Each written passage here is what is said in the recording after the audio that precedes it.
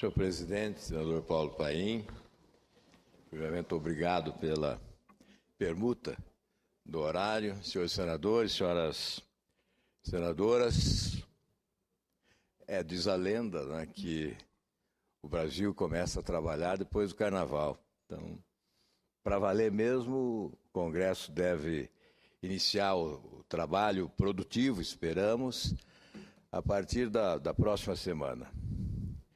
E este, senador José Medeiros, é, sem dúvida, um momento de responsabilidade, de seriedade, porque certamente o país não aceitará o oportunismo eleitoreiro num momento de convulsão social. É evidente que a expressão pode guardar certo exagero, mas, sem dúvida, há uma apreensão, uma angústia, a indignação crescente. O país extremamente preocupado com os acontecimentos da atualidade. A soma de várias crises, crise política, crise ética, crise econômica, refletindo no desalento que campeia pelo país. Basta analisar os números das pesquisas de opinião pública recentemente veiculados. Inicialmente o Datafolha e depois, corroborando, o Instituto Paraná Pesquisas do meu estado, dirigido pelo Murilo Hidalgo, pesquisou nacionalmente, um instituto local de grande respeitabilidade no Paraná, e que agora ganha contornos nacionais, pesquisando a opinião pública em todo o país. Segundo Paraná Pesquisas, 21,7% dos brasileiros não repetiriam o voto na presidente Dilma e 74,2% repetiriam. 41% aprovam o governo e 52,8% dos brasileiros desaprovam o governo. Portanto, da campanha eleitoral até esta data, há um recuo em matéria de credibilidade. A impopularidade do governo cresce e, por consequência, da presidente da República. Se nós não temos o direito à irresponsabilidade, ao oportunismo político partidário, temos sim o dever de respeitosamente focalizar as questões mais aflitivas para a sociedade brasileira. Nós não podemos, de forma alguma, deixar de enfatizar que esses grandes escândalos revelados agora, com muita competência pela investigação judiciária, foram denunciados anteriormente. Em relação à Petrobras, desde 2009, as denúncias explodiam, sobretudo em relação à usina Abreu e Lima, em Pernambuco. Agora, Congresso Nacional é convocado a investigar outras áreas da administração pública, como, por exemplo, o BNDES. Além do BNDES, os fundos de pensão. Certamente seriam as duas CPIs mais importantes a serem instaladas no Congresso Nacional. A Câmara dos Deputados optou pela CPI da Petrobras, nós já tivemos 4. E a investigação judiciária avançou extraordinariamente, dispensando, neste momento, a participação do Congresso Nacional nessa investigação, porque certamente estará apenas requentando fatos já revelados pelo Ministério Público, Polícia Federal e Justiça Federal. O que seria adequado, neste momento, a instalação da CPI BNDES, CPI dos fundos de pensão. São focos de corrupção visíveis.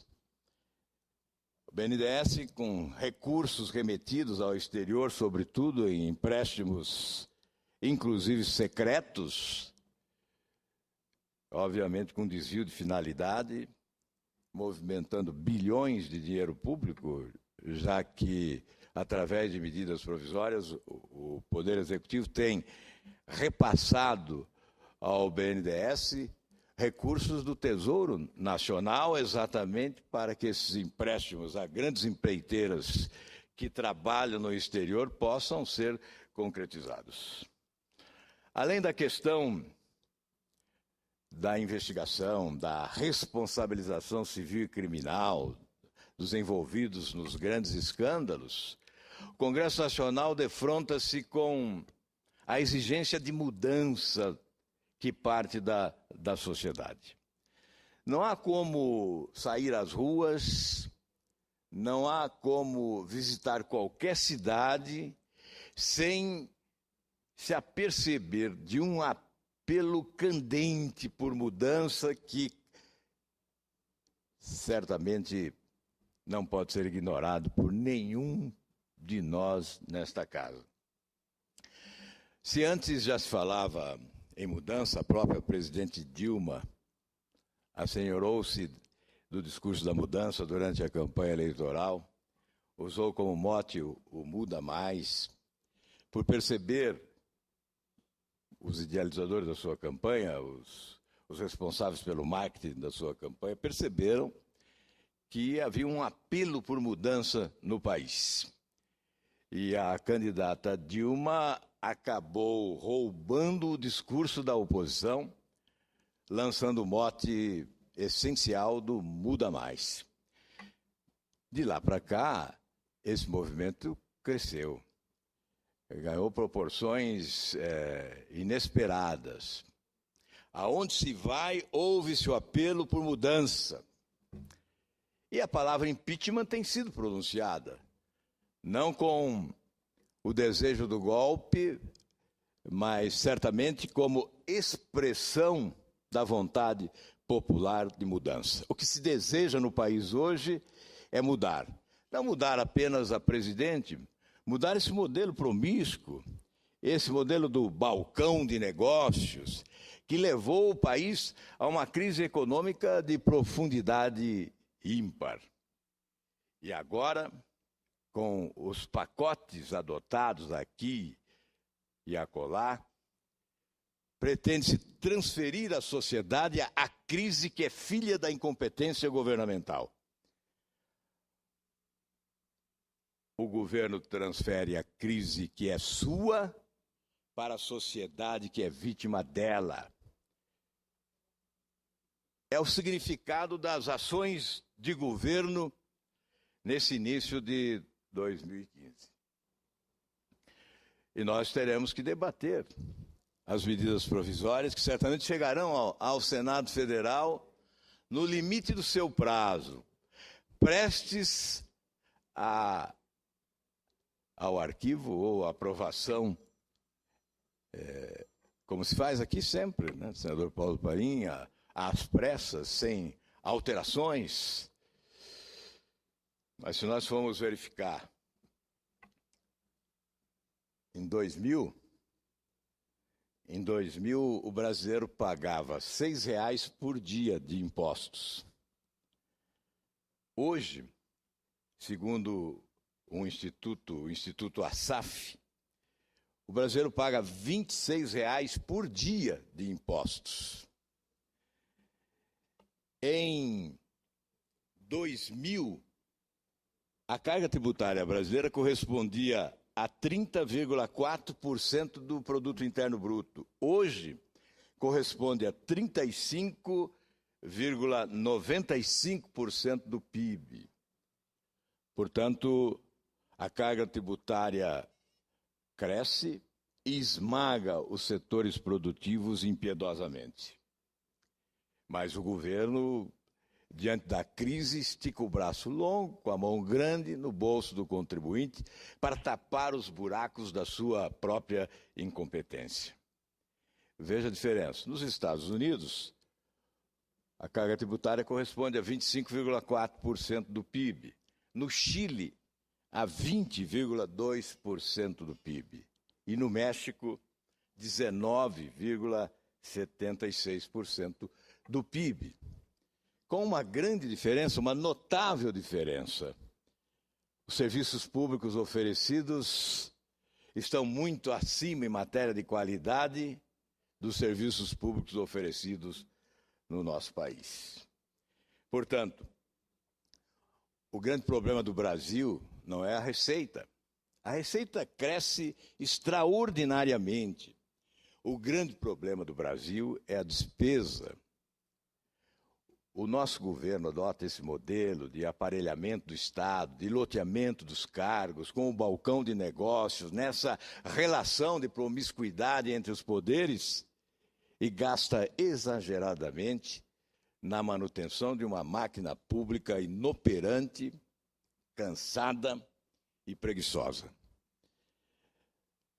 Não importa a qualificação técnica, os critérios fundamentais para a boa escolha são desprezados em nome do interesse político partidário, na distribuição dos cargos que exageradamente são criados para atender a demanda de uma base aliada que cresceu exorbitantemente nos últimos 12 anos, consagrando uma supremacia política que resiste ao tempo no Congresso Nacional. Portanto, as mudanças essenciais reclamadas pela população não ocorrem. Não há uma reforma administrativa para reduzir o tamanho da máquina.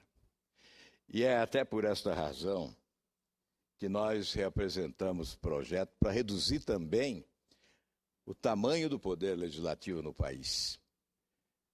Projetos que venho apresentando desde 1999 e reapresentando, reduzindo de 3 para 2 senadores por estado, reduzindo em 21% aproximadamente os deputados federais e na proporção deputados estaduais e vereadores, para chegarmos a um legislativo mais enxuto, mais econômico e mais qualificado. Nos autorizando a criticar os excessos cometidos pelo Executivo, porque é fundamental para se obter credibilidade ao propor, dar o exemplo antes. Nós não podemos ficar exigindo reformas na casa do vizinho sem reformar a nossa, que também está em queda em matéria de credibilidade no país. Mas esse é um tema que nós prosseguiremos, senador Paulo Paim. Eu acho que o grande equívoco é não realizarmos as reformas. O país depende delas para retomar o seu crescimento.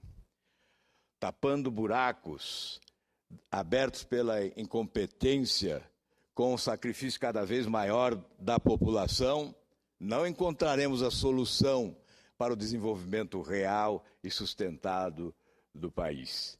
Continuaremos a desperdiçar oportunidades. E com esse modelo, eu repito, o modelo da promiscuidade, do balcão de negócios, nós não alcançaremos os índices de crescimento econômico compatíveis com a grandeza do nosso povo e da nossa nação. Queremos, sim, que esse Congresso assuma a responsabilidade das reformas. É óbvio que, nesse presidencialismo, cabe à presidência da República a liderança do processo. Mas nós temos, na pior das hipóteses, a tarefa da cobrança permanente, sobretudo na oposição.